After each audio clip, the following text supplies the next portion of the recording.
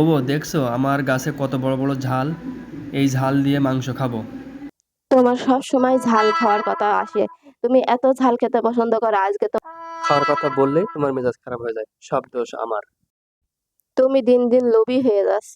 তোমার এভাবে খাওয়ার কথা বলা ঠিক না। কি গো, তোমরা দুই ওখানে কি করছো? গ্যাঞ্জাম করছো নাকি? এদিকে আসো। কই? আসো। তোমার হাতে কি ও দেখছি? দেখো দেখো, এই দেখো মাংস নিয়ে আইছি।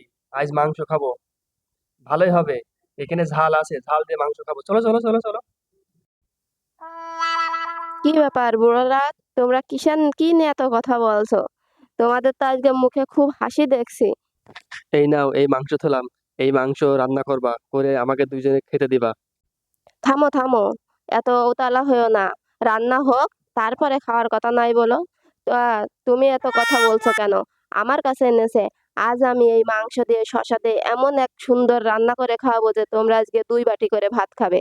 এই দেখো, এই মাংস রান্না করার সময় তোমাদের কিন্তু এক প্রাচীন পদ্ধতি অবলম্বন করতে হবে।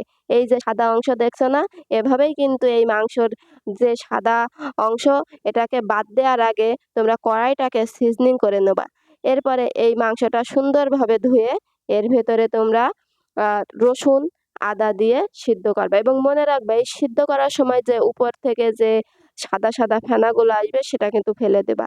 আর এই যে আমি যে সিস্টেমে করছি, এইটা হলো প্রাচীন চীনা পদ্ধতি। এই পদ্ধতিতে যে আমরা শুকনা মরিচ খাই, এই শুকনা মরিচকে আমরা 18 মরিচে রূপান্তর করব। এই 18 মরিচ কিন্তু প্রচণ্ড ঝাল এবং সেই সাথে অনেক সুস্বাদু এবং ঘ্রাণটা অসাধারণ। এই মরিচ এবার বেটে নেব। সুন্দরভাবে বাটতে হবে ফিনিশিং করে, নাইতে কিন্তু তোমরা খেতে একদম মজা পাবে না। এরপরে দেখো, এর মধ্যে সিদ্ধ করা রসুন এবং আদা দিয়ে এটাকে আরো সুন্দর করে আঠালো করে নেব। এরপর চলে আসবে আমার স্পেশাল সসের পালা। চলো আমরা একটা স্পেশাল সস বানাই, যেটা দিয়ে আজ আমরা এই মাংস খাবো। এই মাংস খাওয়ার জন্য এই স্পেশাল সস কিন্তু করতে গেলে বিভিন্ন ধরনের গরম মশলা এবং তার সাথে সয়া সস দিবা এবং এর সাথে তোমরা রাইস ভিনেগার দিয়ে দেবা। এই রাইস ভিনেগার দেওয়ার পরে একটু গরম করে তোমরা সেঁকে নেবা। এই সেকে না নিলে কিন্তু তোমাদের গালে বাঁধবে এবং এই যে সসটা, এটা এই যে ঝাল মরিচ, এই মরিচের ভিতরে দেবা। এরপরে তোমরা রসুন কুচি, পেঁয়াজের কলি কুচি দিয়ে সুন্দর করে নেবা। এবার মাংসটা সিদ্ধ হয়েছে কিনা দেখতে হবে। মাংসটার ভিতরে এভাবে কাটি ঢুকিয়ে সুন্দরভাবে দেখবা। এবার আমাদের আসবে পারফেক্ট স্টেক কাটার পালা। এই মাংস কাটা কিন্তু একটি প্রাচীন চীনা পদ্ধতি। এখানে এমনভাবে কাটবে যাতে এই কাটার সময় কই, তোমার মাংস তোমরা কি রান্না করা হলো? তাড়াতাড়ি করো, আমরা মাংস খাবো তো। তাড়াতাড়ি নিয়ে আসো। এবার শুরু হবে আমার সাজানোর পালা। এটা পরিবেশনের ক্ষেত্রে তোমরা কিন্তু সবসময় নজর রাখবা যাতে তোমাদের শসার উপরে এইভাবে সুন্দরভাবে সাজানো থাকে। এভাবে থাকলে বুড়োরা কই, তোমার রান্না কি হলো? তাড়াতাড়ি নিয়ে আসো। আনছি আনছি, এই নাও, তোমাদের জন্যই তো করেছি। এবার তোমরা খাওয়া শুরু করো সবাই মিলে। কি? মনে হচ্ছে খুব সুস্বাদু হবে। দেখে মনে হচ্ছে চমৎকার মজা লাগবে, আজকে পেট ভরে মজা করে হ্যাঁ, খাবো। তোমাদের জন্যই তো করেছি। এই নাও, নিয়ে খেতে লাগো। ওয়াও, সস কি মজা! মনে হচ্ছে সস দিয়ে মাখিয়ে নি, নিয়ে খাই।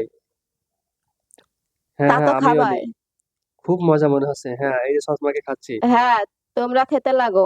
আর এই দেখো, এভাবে ভিজিয়ে নিতে হবে এবং তোমরা যদি এভাবে বেশি করে খাও তাহলে তোমাদের ঝাল লাগবে। আর এই যে মাংসের সাথে সাথে ভাত দিয়ে খাও। ভাত দিয়ে খেলে আরো সুস্বাদু লাগবে তো। হ্যাঁ হ্যাঁ, এই যে আমি মাংসর সাথে মাখিয়ে নিচ্ছি ভাত দিয়ে। না, তোমরা সবাই খেতে লাগো। আর এইভাবে সুন্দর করে তোমরা যদি খেতে চাও সবাই বন্ধু বান্ধব মিলে, তাহলে তোমরা কিন্তু এটা খেতে পারো। এটা